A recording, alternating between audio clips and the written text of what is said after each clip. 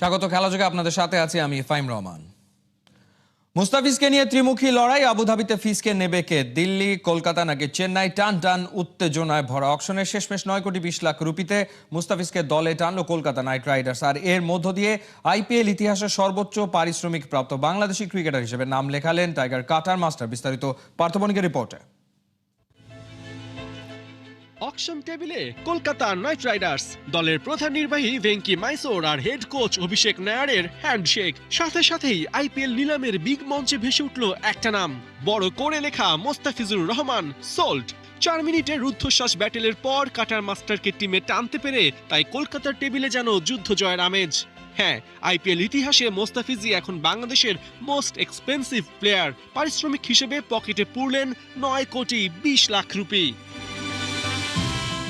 আবুধাবিতে IPL এর mini নিলামে শুরু থেকেই অনিশ্চয়তা ছিল 7 বাংলাদেশির কেউ দল পাবেন কিনা, কেননা এবারের আইপিএল এর পুরো সময়ের জন্য এনওসি দেবে না বিসিবি। তাই অকশনার মল্লিকা সাগর মুস্তাফিজের নাম ওঠাতেই শুরু হয় অপেক্ষা। 2 কোটি রুপির বেস্ট প্রাইসে থাকা মোস্তাফিজের জন্য প্রথম কলটা করে চেন্নাই, পাল্টা বিট করে দিল্লি। দুই দলের হয়ে আগেই খেলেছেন মোস্তাফিজ, তাই ফিজের কদরটা বুঝে চেন্নাই আর দিল্লি নেমে পড়ে ব্যাটেলে।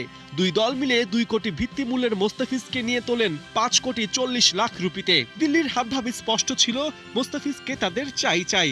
কিন্তু আফসোস, তাদের পার্সে 5,40,00,000 রুপি অবশিষ্ট থাকায় সেখানেই তাদের রণে ভঙ্গ দিতে হয়। তবে টুইস্ট তো এরপরেই শুরু। চেন্নাই যখন ভেবে নিয়েছিল 5,40,00,000-এ তারা মুস্তাফিজকে দলে টেনে নিয়েছে, তখন দৃশ্যপটে হাজির হয় Kolkata Knight Riders. Head coach Abhishek Nayar, bowling coach Tim Southee আর কেকেআর এর সিইও ভেঙ্কি মাইসোর মিলে শুরু করেন চেন্নাইয়ের সাথে পাল্লা দিয়ে বিডিং। 2 মিনিট 50 সেকেন্ড ধরে চলে পাল্টাপাল্টি ডাক। চেন্নাইয়ের স্টিফেন ফ্লেমিং চেষ্টা করেছিলেন সর্বোচ্চ, কিন্তু কলকাতার জেদের কাছে শেষ পর্যন্ত আর পেরে ওঠেননি। 9,20,00,000 রুপিতে কলকাতা বাগিয়ে নেয় বাংলার তারকা পেসারকে।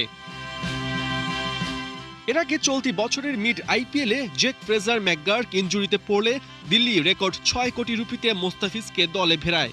ওটাই ছিল বাংলাদেশি ক্রিকেটার হিসেবে সর্বোচ্চ পারিশ্রমিকের রেকর্ড। আর এবার 7 মাসের ব্যবধানে সেই রেকর্ড ভেঙে আইপিএলে আরও উঁচুতে স্থান পেলেন মোস্তাফিজ। নিলামে এরপর বাংলাদেশিদের মধ্যে কেবল তাসকিন আহমেদের নামই উঠেছিল লিস্টে, কিন্তু কেউই আগ্রহ না দেখানোয় আনসোল্ডই থেকে যান। উল্টো দিকে রিশাদ, তানজিম সাকিব, নাহিদ রানা, রকিবুল, শরীফুল কারো নামই ওঠেনি নিলামের মঞ্চে। পার্থবণিক, 71। দল পাওয়ার আশায় কেটে যাবে না সিজনের পর সিজন, বরং বাংলার বুকে জন্মেছে এমন এক বোলার যাকে নিয়ে 3 ফ্র্যাঞ্চাইজি করলো কাড়াকাড়ি।